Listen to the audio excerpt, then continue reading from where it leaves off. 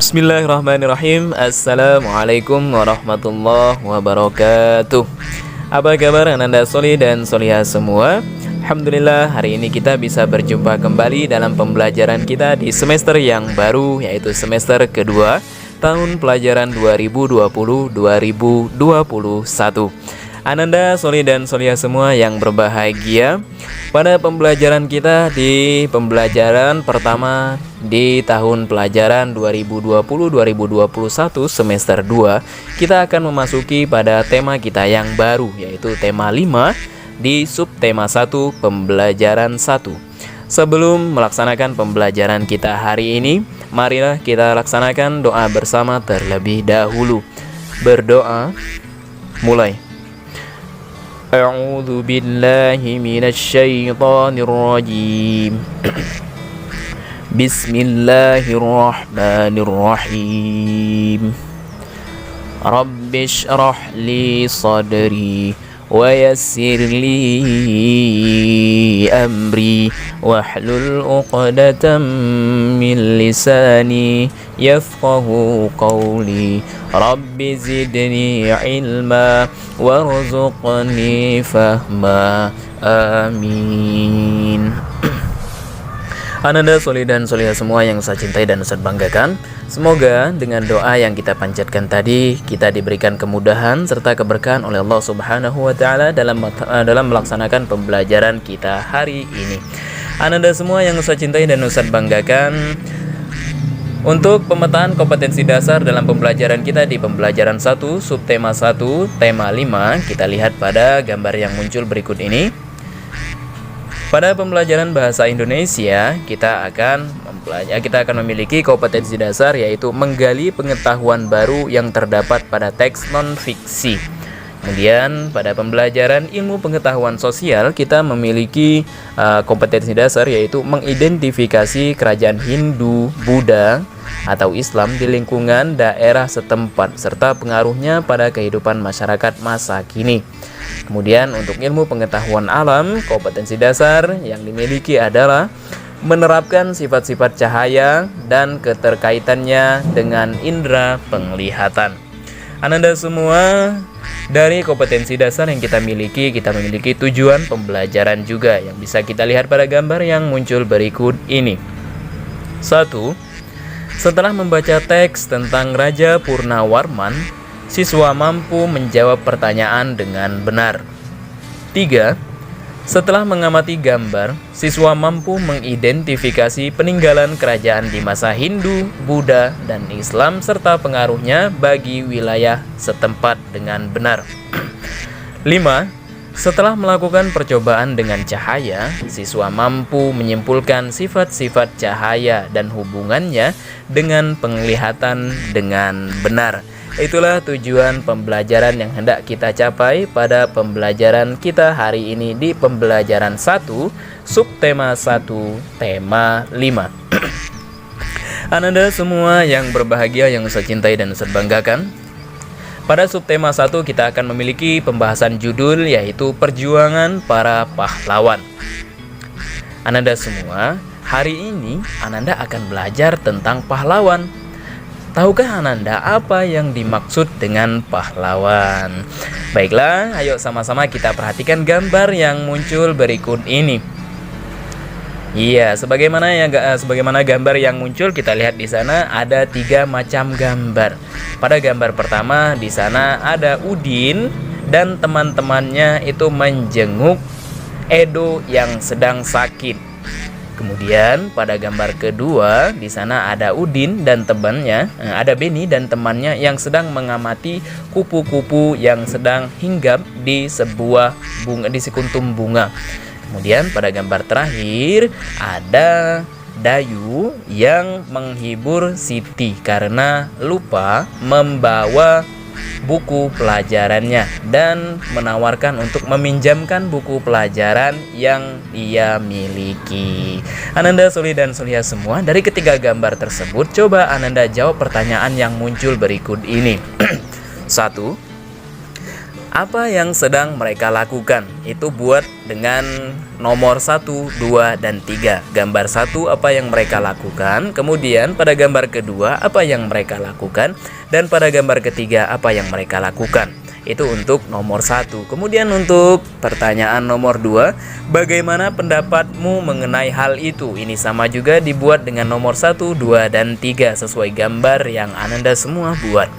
Nomor 3, hal baik apa yang bisa Ananda semua contoh dari ketiga gambar tersebut? Silahkan buat dengan nomor yang sama juga, nomor 1, 2, dan 3. Ananda Soli dan Solia semua yang Ustaz cintai dan Ustaz banggakan, menolong orang lain dengan ikhlas, berani, dan gigih merupakan sikap yang dimiliki oleh para pahlawan. Untuk menghargai mereka, kamu bisa meneladani sikap kepahlawanannya dalam kehidupan sehari-hari. Ya, bagaimanakah perjuangan para tokoh di masa kerajaan Hindu, Buddha, dan Islam? Ayo kita lihat salah satu cerita non-fiksi yang muncul berikut ini. Cerita non-fiksi yang akan kita bahas pada hari ini adalah cerita tentang Raja Purnawarman, Panji segala raja. Raja Purnawarman memulai memerintah kerajaan Tarumanegara pada tahun 395 Masehi. Pada masa pemerintahannya, ia selalu berjuang untuk rakyatnya. Ia membangun saluran air dan memberantas perompak. Raja Purnawarman sangat memperhatikan kesejahteraan rakyatnya. Ia memperbaiki aliran sungai Gangga di daerah Cirebon. 2 tahun kemudian, ia juga memperbaiki dan memperindah alur sungai Cupu sehingga air bisa mengalir ke seluruh kerajaan. Para petani senang karena ladang mereka mendapat air dari aliran sungai sehingga menjadi subur. Ladang para petani tidak kekeringan pada musim kemarau. Raja Purnawarman juga berani memimpin angkatan laut kerajaan Tarumanegara untuk memerangi bajak laut yang merajalela di perairan barat dan utara kerajaan. Setelah Raja Purnawarman berhasil membasmi semua perompak, keadaan menjadi aman. Rakyat di kerajaan Tarumanegara kemudian hidup aman dan sejahtera. Sebagai wujud kecintaan rakyat kerajaan Tarumanegara kepada Raja Purnawarman, telapak kakinya diabadikan dalam bentuk prasasti yang dikenal sebagai Prasasti Ciarten. Ananda Soli dan Solia semua, setelah membaca teks non-fiksi tentang Raja Purnawarman, Panji segala raja, silakan Ananda semua jawab pertanyaan yang ada pada halaman 3 sampai halaman 4 ya.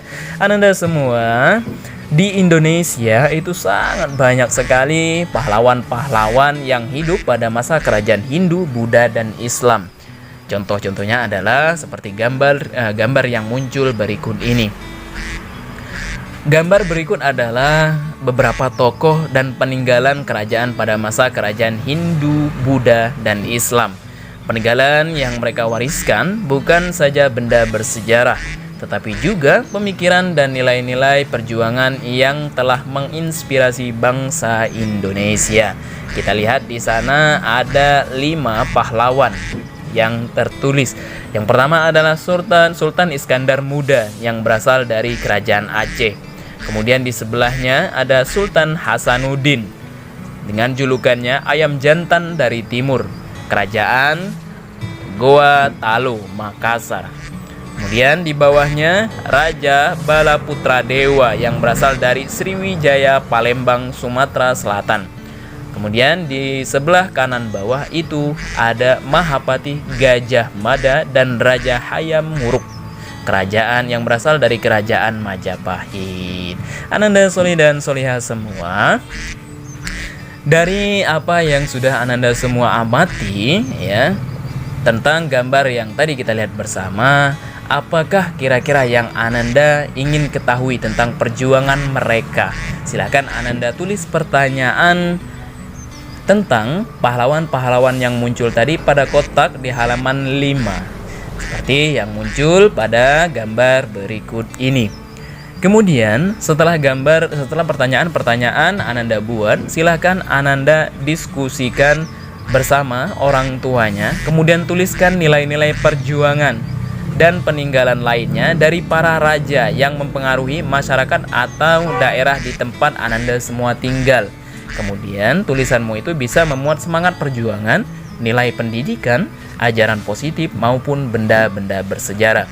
Ananda semua di Bangka Belitung itu banyak juga pahlawan. Contohnya pahlawan Depati Bahrin dan Depati Amir. Silakan Ananda semua cari informasi sebanyak-banyaknya mengenai pahlawan-pahlawan yang ada di Bangka Belitung. Begitu Ananda Soli dan Soliha semua. Kemudian ayo kita lihat sama-sama pada teks bacaan yang muncul berikut ini. Dayu sangat kagum dengan perjuangan Raja Purnawarman. Banyak yang telah dilakukan untuk rakyatnya. Sambil duduk di tepi kolam yang jernih airnya, Dayu masih memikirkan jasa-jasa Raja Purnawarman, terutama pembangunan saluran air. Ia berpikir pasti saluran tersebut sangat bermanfaat bagi masyarakat saat itu. Dayu terus berpikir sambil memandangi wajahnya yang terpantul di kolam. Tahukah Ananda semua mengapa Dayu bisa melihat dirinya di air kolam? Ananda semua, air kolam bisa memantulkan cahaya. Kamu akan belajar tentang sifat-sifat cahaya melalui percobaan-percobaan berikut. Ayo kita lihat percobaan-percobaan yang ada pada halaman 7 di bukunya masing-masing yang berkaitan dengan sifat-sifat cahaya. Silahkan boleh Ananda semua lakukan sesuai dengan gambar yang ada di bukunya, di mana sifat-sifat cahaya yang dibahas pada buku Ananda buku Ananda semua pada halaman 7 itu adalah yang pertama, 1. Cahaya merambat lurus. 2. Cahaya menembus benda bening. 3. Cahaya dapat dipantulkan. 4. Cahaya dapat dibiaskan. Silakan Ananda semua lakukan percobaannya sebagaimana instruksi yang ada di halaman 7. Kemudian setelah melakukan percobaan pada halaman 7, silakan Ananda buat laporan kegiatan percobaan sifat-sifat cahaya. Laporannya cukup dalam bentuk sederhana saja seperti pada halaman 8 di buku Ananda semua. Di sana ada percobaan 1, percobaan 2, percobaan 3, dan percobaan 4.